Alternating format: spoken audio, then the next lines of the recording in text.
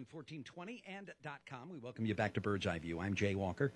It is 3:31 in the afternoon. We have been talking today, or at least mentioning today, that there was there's been an audio clip that's kind of gone viral on Twitter, talking about some things that were experienced at the Lafayette Regional this past weekend. And the young man who made some of the comments is Matthew Stevens. He writes for the Columbus Post-Dispatch, and he is the beat writer for Mississippi State. He was a guest, I assume he was a guest, on a site called Bulldog Sports Radio, and the 6-minute audio clip is what we're going to talk about today. Matt has agreed to join us on the show to talk about it, and we welcome him to the show this afternoon. All right, my first question, Matt, how long have you been covering Mississippi State for the Columbus paper? For the Columbus paper, Jay, I have been covering Mississippi State for 2 years. Okay. Previously, before that, I covered Mississippi State for the better part of 2 years at the Starkville paper. And then you got a raise. So I've been covering Mississippi State for the better part of 4 years, over two different papers. Okay, my first question to you: what the hell were you thinking? I wasn't. Yeah, I know. All right, I want to be fair to you because you've agreed to come on the show. You didn't have to do that, but you've agreed to come on, and so I want to be fair to you. And at the same time, I don't want to make believe what happened during this audio clip didn't happen. There were some comments that were made that could be described as racist. You did not make the particular comments that I'm talking about. That Cajuns are not people. That Cajuns might be the missing link between apes and humans. And I guess those were probably the most caustic things, and that Louisiana is not in America. Those are things you did not say. And I want to make it clear that you did not say those. They were said, but they were said by the young man that you were on with. Fair? Fair. I would say, except for the fact, Jay, that if I had any common sense to me in that 5 or 6 minute interval there, I would have immediately heard that and then denounced it as part of the segment on the program. I did not do that. Part of the reason I'm coming on here, Jay, is to say that I am completely 100% responsible for that 6-minute segment. I feel that, and I could not be more sorry. I really could not be more sorry to anybody. And I'm not just talking about people in Lafayette, people in Louisiana, people in Mississippi. I'm talking about my parents in Peoria, Illinois. I'm talking about anybody who has heard this 6-minute clip and is offended or, more importantly, hurt by what I said. I'm so very sorry. I wish I had never said it. I wish I had not done those 6 minutes. I did. It's not edited improperly. It is my voice, and I take full responsibility for what happened in that segment on my show, which I broadcast Monday, Wednesdays, and Fridays on Bulldog Sports Radio, which is an internet radio station for Mississippi State athletics. Just to clarify what that was about. That 6-minute segment was part of my hour-long show at the end, and I can't, Jay, say anything more than I'm just so very sorry, and that's not how I was raised to behave, and I do not feel that way. I don't know how to describe it to people that are hurt right now, but I let the total emotion and total. I became a prisoner of the moment on my own radio station by the overall 4-day experience that I had in Lafayette. And I should have been more mature. I should have been bigger than that. And it should never have happened. And I'm responsible for it happening. And I am so very sorry. Matthew, I want to say, first of all, thank you on behalf of a lot of folks. You are correct in saying that if it's your show, it's your responsibility, and you're absolutely right. However, I do want to be fair and say that the words that I used were not words that came out of your mouth. Now, no, they did not. They were. No, I realize that isn't the point. But like I said, I want to be fair. Now I do want to point out that the only one that you disagreed with was that Cajuns weren't people. I mean, you didn't denounce anything else, and by your own admission, that's true. Okay, let's put that aside for a minute, because that was the most caustic stuff, and I could sit here and make you feel worse than you already do, but that's not going to solve anything. It's not going to make things. It's not going to make my listeners feel better, and it's not going to. The only person that can try to make things right is you. I can't help you do that. And you've said what you've said as far as your apology is concerned. You know what? That's about all you can do. That's it. All you can do. You can't take it back.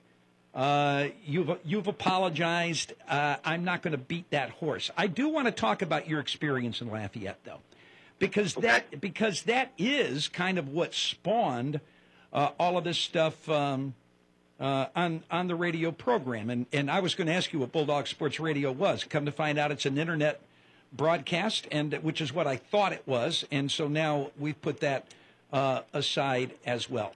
You said during your visit, first of all, you had wonderful things to say about the food.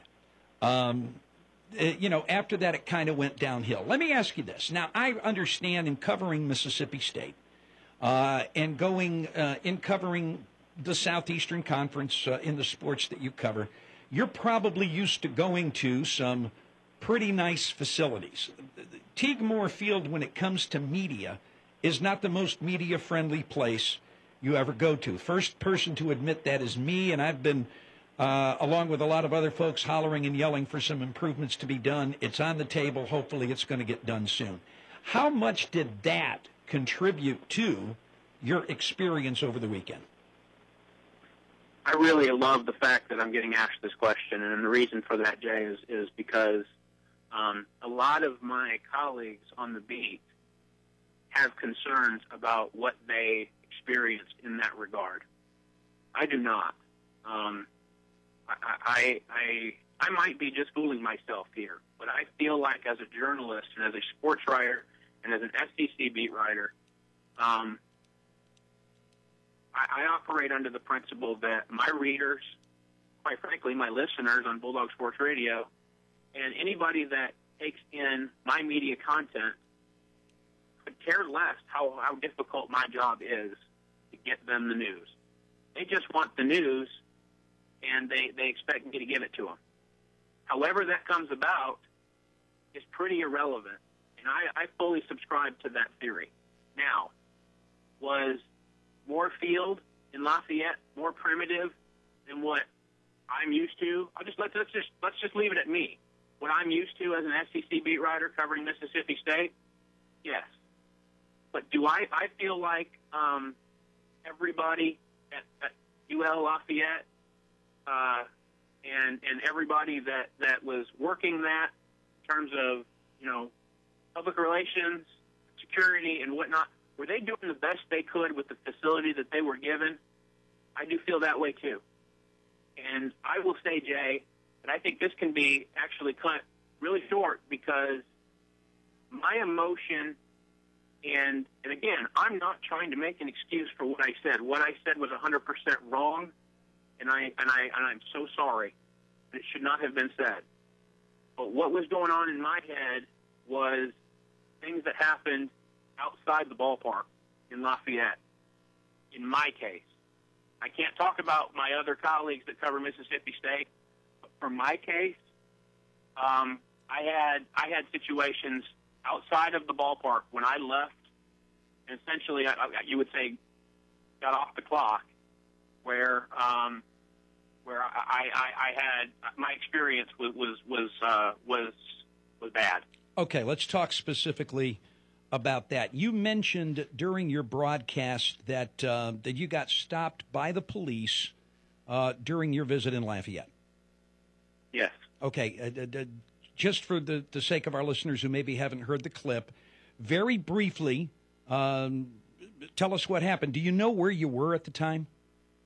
I couldn't have been 10 feet past the big Ferris wheel as I had turned right to get out of Morteague Field. All right, so you were on Congress Street, and I'll help you with the street name. Okay, so you got pulled over there. What did the officer say to you? I was going through. He claimed I didn't have my lights on, and it was a situation in which not only was it there was two cars that pulled me over. He asked me who the owner of the vehicle was. I told him it was a rental. He asked me if I'd been drinking, which I had not. And they do pass out alcohol after games in the media room at Morteague Field. I don't drink when I'm on the clock, so I was not drinking. And he asked me what I was doing out so late on that, which would have been a Sunday night. Told him I had my media pass around my neck. Told him I was covering the game, and he went back to his car, handed me back my license, asked me again if I had been drinking, and told me to drive safe. All right, you were not ticketed? No, I was not. Okay, and you may not even know the answer to this. You were in a rental car. Did the rental car have Louisiana plates? The rental car had Georgia plates. Okay, all right, that's helpful. Would it be?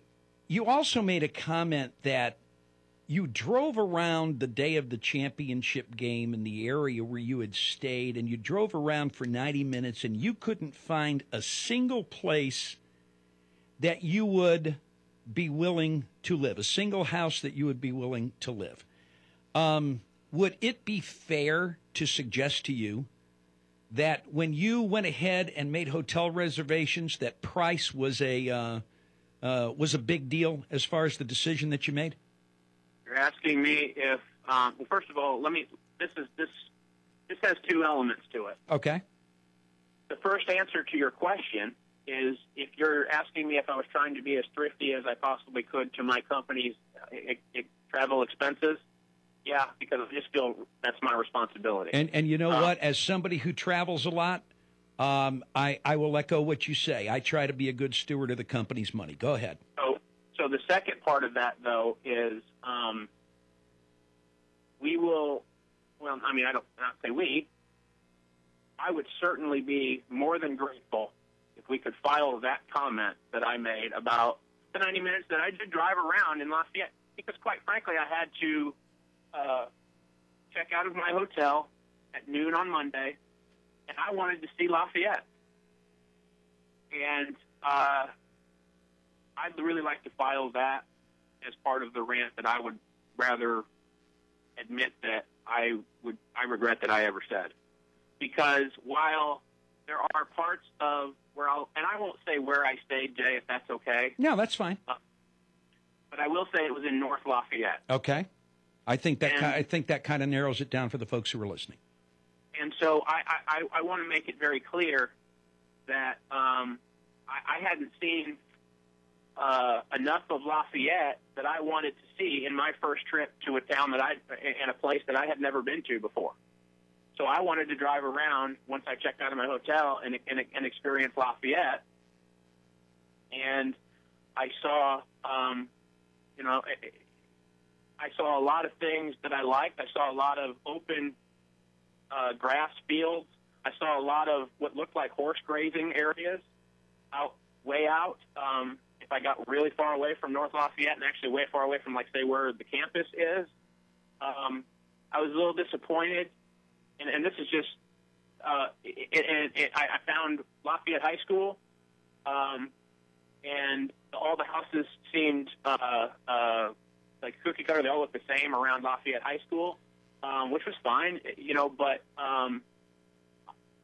I can honestly say that was a comment about the places to live in Lafayette that I really wish that I hadn't said, and I'm sure it offended a lot of residents in Lafayette, and it probably hurt a lot of residents in Lafayette that take pride in their town.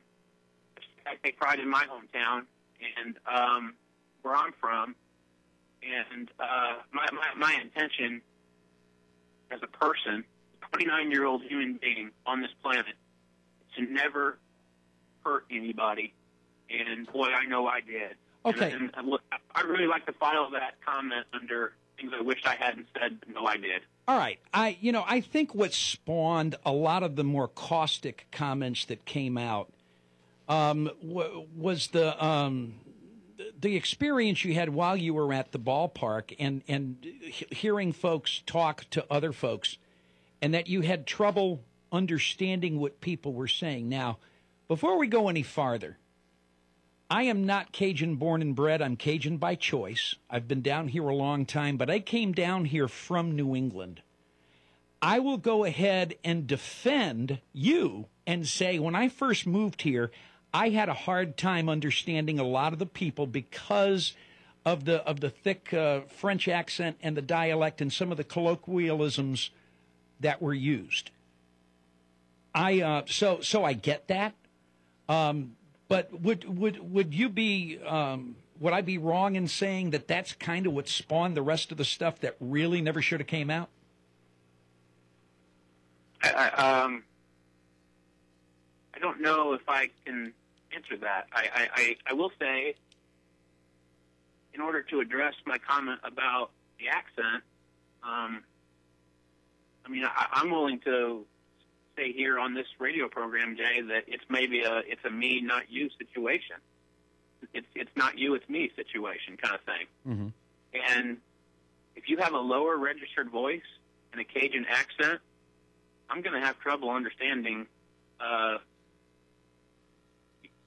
what you're saying and have a rough time going through a conversation right now, because it's just not something I deal with on a daily basis. Okay. And it's not. It was frustrating for me, as much as I'm sure it was frustrating for people that I was trying to communicate with who I wasn't understanding them. It's a two-way street to have a conversation with somebody, and that's probably it's not you, it's me situation. All right, let me just go ahead and because we're running out of time, and I want to let me do this, okay? We take a lot of pride here in Lafayette and in Cajun country about being hospitable to our guests. If there were things that happened that were the result of people, we don't like for that to happen. We want our guests to have a good experience when they visit our campus or our city. So, here's what I want to do. I want you to look to see if there's a game during the football season where the Cajuns are playing where Mississippi State is not. And if there is, I want to invite you to come back to Lafayette. I'm going to take care of the hotel. I'm going to make sure that you stay in a nice place. I'm going to take you and let you enjoy some of the nightlife. I'm going to take you to places that you'd want to live, and I'm going to take you to places that you want to live but probably won't ever be able to afford. I'll make sure that you take part in tailgating with some Cajun people, pure Cajun people who absolutely love life and love to meet people from out of town.